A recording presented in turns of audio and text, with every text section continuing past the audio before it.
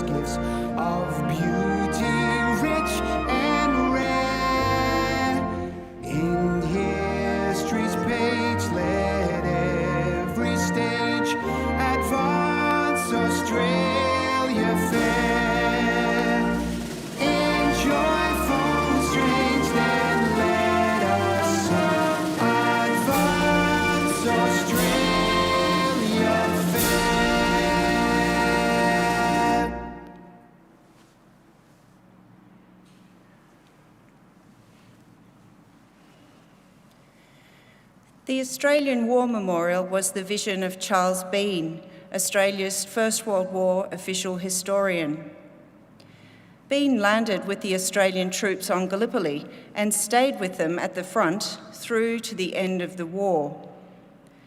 The idea of this national memorial and museum came to him at Pozières, France, in the depths of the bloody fighting of 1916.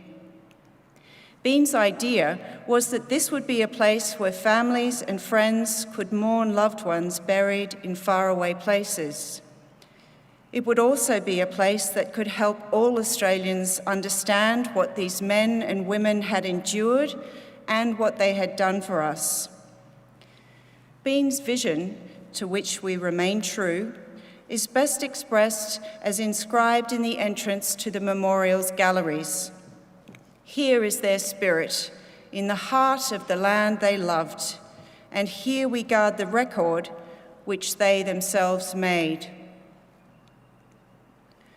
Tonight, we'll read the story behind just one of those on the Roll of Honour, which lists the names of more than 102,000 men and women who've given their lives for us in war and on operations for more than a century.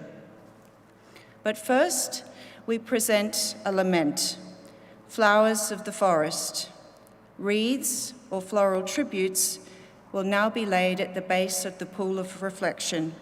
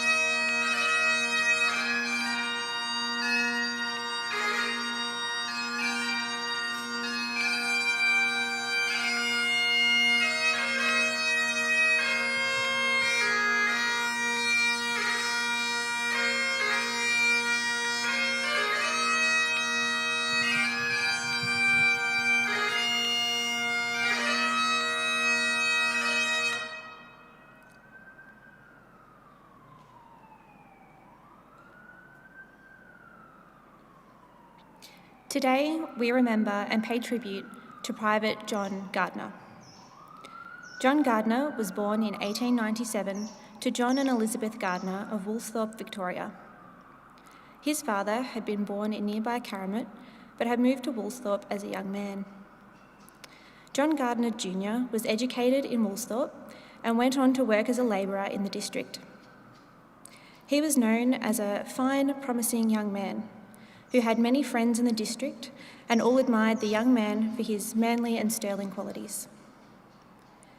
John Gardiner enlisted in the Australian Imperial Force in July 1915, about a month after his 18th birthday. He underwent a period of training in Australia before leaving for active service with reinforcements to the 22nd Battalion in September 1915. It is not clear whether or not Private John Gardiner served on Gallipoli, although it seems likely that he was there in the dying weeks of the campaign. He arrived in Tel el-Kebir, Egypt, in early January 1916 and continued training in the desert while the AIF underwent a period of expansion and reorganisation.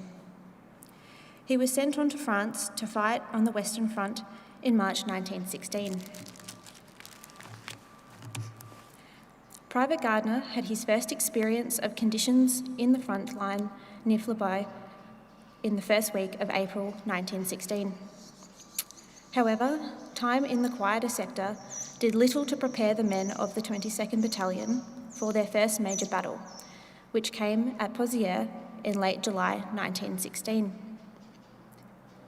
On the 25th of July 1916, battalions of the 1st and 3rd Brigades attacked and captured the fortified village of Pozières.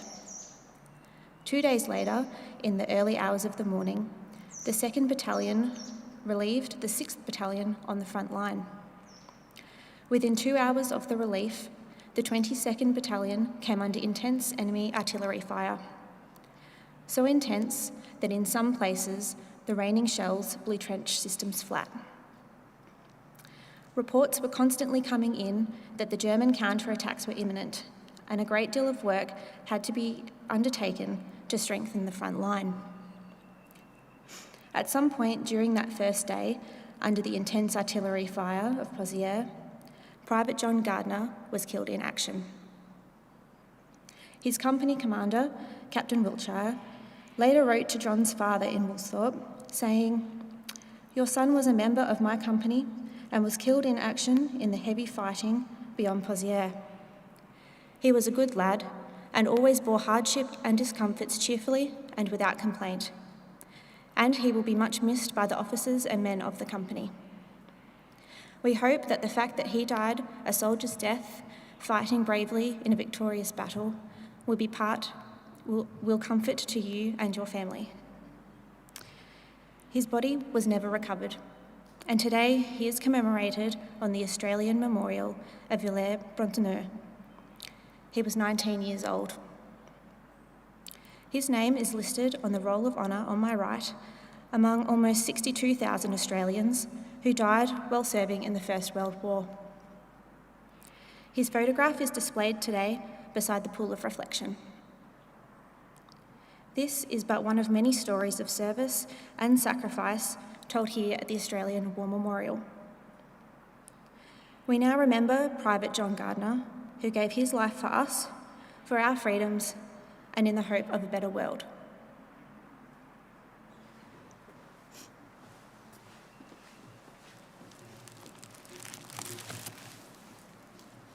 Please stand for the reading of the Ode and the sounding of the last post.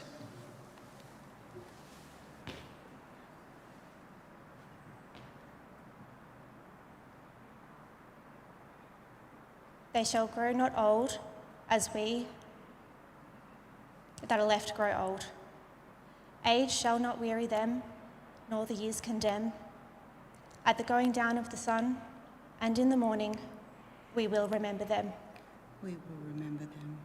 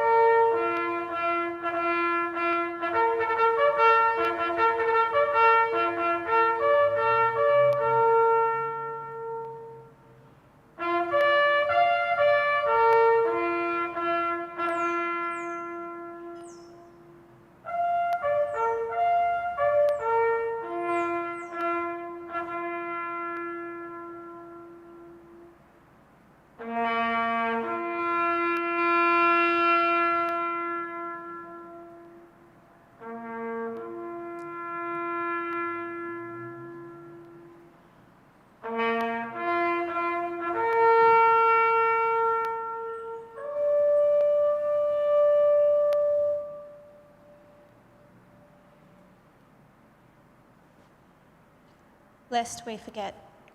Lest we forget.